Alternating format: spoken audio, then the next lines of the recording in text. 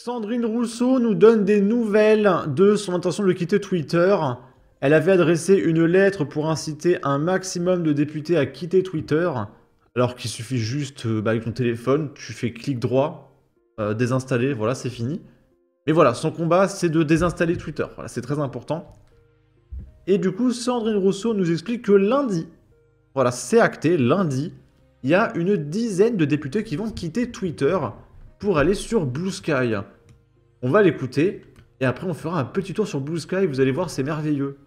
Je voulais avoir une réaction sur le courrier que vous avez envoyé aux députés du NFP, les invitant à quitter le réseau social X. Est-ce que vous avez reçu des réponses positives? Oui, j'ai reçu des réponses positives, pas autant que je l'espérais, mais il y a une bonne dizaine de députés qui va quitter ce réseau. On va faire un communiqué de presse commun là-dessus.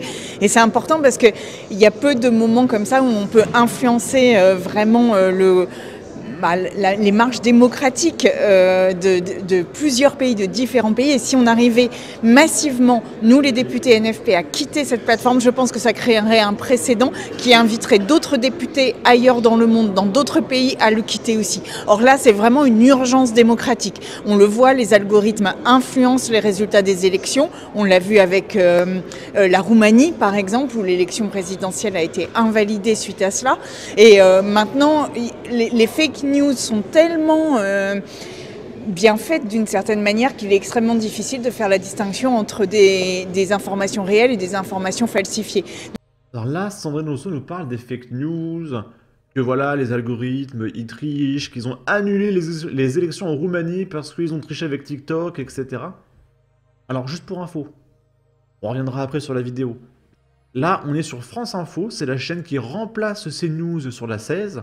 CNews a été décalé sur la 14. Donc France Info qui reçoit des centaines de millions de subventions. Et il y a une interview de Coquerel, qui est un député LFI. Et la journaliste de France Info a oublié d'éteindre son micro. Et écoutez bien, elle va dire « Oh putain, c'est vraiment le meilleur Coquerel. » Et là c'est la neutralité, ok.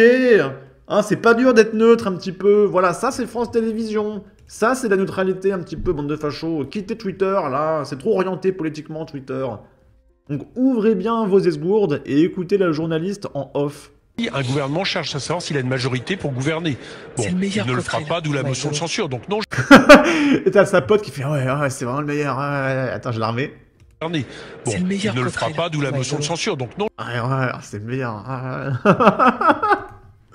Voilà, ça c'est pas orienté.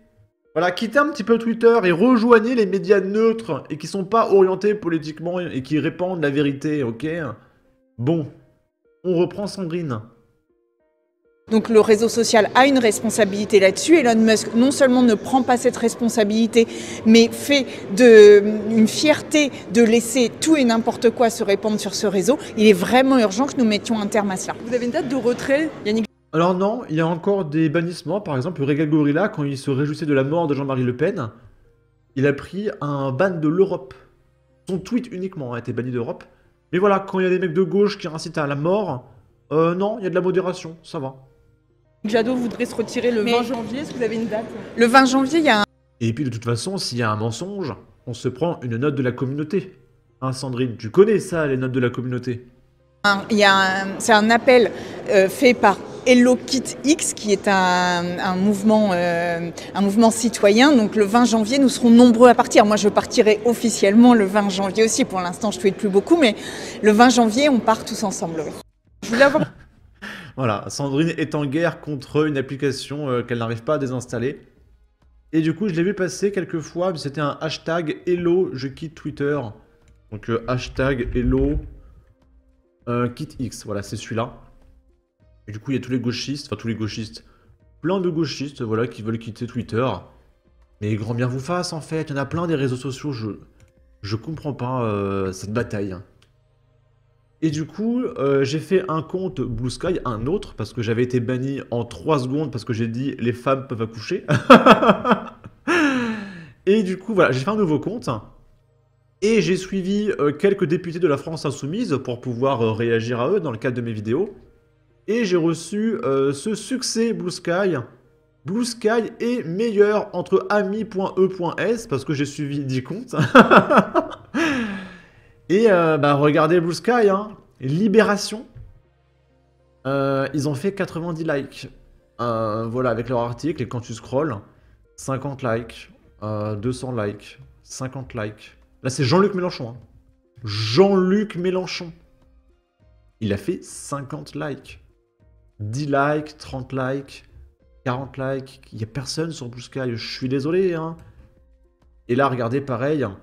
60 likes, 30 likes, 10 likes, 15 likes, 14 likes. Là, voilà, c'était la page de Jean-Luc Mélenchon. 90 likes. Clémence Guettet, 60 likes. Clémence Guettet, 100 likes. Marine Tondelier, qui est la plus suivie sur Blue Sky, 36 000 abonnés. .e.es, hein, c'est important, c'est écrit. Elle a fait 200 likes, 40 likes, 80 likes. Donc voilà, c'est bien, s'ils vont tous sur Blue Sky, ils n'auront plus aucune visibilité. Donc c'est plutôt cool. Et il y a un problème, c'est que... alors déjà, c'est bizarre, c'est en anglais, les menus. Following, Discover. C'est bizarre, voilà, c'est pas traduit. Et dans les paramètres, dans langue, si je mets français-anglais pour avoir genre les tweets d'Elon Musk, hop, eh bien je me retrouve à avoir que des tweets américains. Parce que les Américains sont plus nombreux que les Français. C'est la communauté la plus active sur les réseaux sociaux, tout simplement. Et du coup, bah, je n'ai mon Blue Sky qu'en anglais. Voilà, j'ai que des tweets d'anglais. Parce que bah, c'est les tweets les plus vus. Hein, regardez, 800 likes. Hein, c'est les tweets les plus ouf malades de tout Blue Sky. Hein, 800 likes, 6000 likes, waouh, 2000, 1000, 2000, 4000. Voilà, c'est les plus suivis all time. Donc ils sont plus référencés. 600 likes, 600 likes. Et du coup, je ne vois plus de tweets français. Le problème, c'est que si je mets français uniquement, eh bien, je ne peux plus voir les contenus américains. Genre tout ce qui est en rapport avec Trump, Elon Musk et tout. Donc c'est très mal filtré, Blue Sky. Donc même comme ça, je suis obligé de ne regarder que les personnes que je suis pour qu'il y ait un filtre. Donc voilà, c'est très compliqué, Blue Sky. Donc j'ai suivi Louis Boyard, Sandrine Rousseau, Cory Legrand. Tiens, je vais voir s'il y a comment il s'appelle, Pablo Pilo-Vivien. Pablo Pilo-Vivien, il n'est pas là. Mathieu Slama, est-ce qu'il est là? Mathieu Slama. Oh, attention. Oh, il y a Mathieu Slama, 176 abonnés.e.s. On va suivre Mathieu Slama, ok. Non mais... Voilà, donc Blue Sky, ça va pas durer longtemps parce que bah, la gauche, quand ils vont voir qu'ils font 40 likes et qu'ils ne touchent personne, bah, ils vont venir sur Twitter. Hein. On va voir Mediapart qui ont... Alors, soi-disant, Mediapart a quitté Twitter. Regardez sur Twitter, Mediapart, ils sont pas partis. Hein. Regardez, il y a 7 minutes, il y a 1 heure, il y a 1 heure, il y a 2 heures. Donc ils ont pas quitté Twitter. En fait, ils ont dit oui, on quitte Twitter et ils sont restés. Parce que bah, ils bident sur Blue Sky. Ils ont quand même 70 000 abonnés pour un média, c'est énorme sur Blue Sky. Et ils font 20 likes. «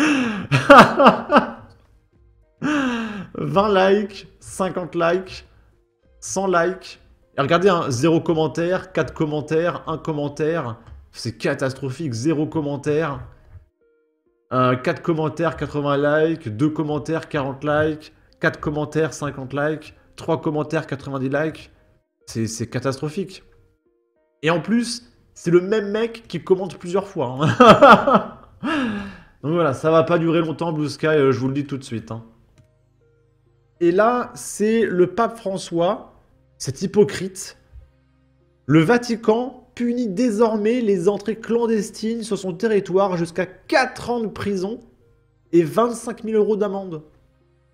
Et quand le mec il vient en France, il est avec les réfugiés, les migrants, et dit oui, il faut accueillir les migrants, vous avez pas honte quand même.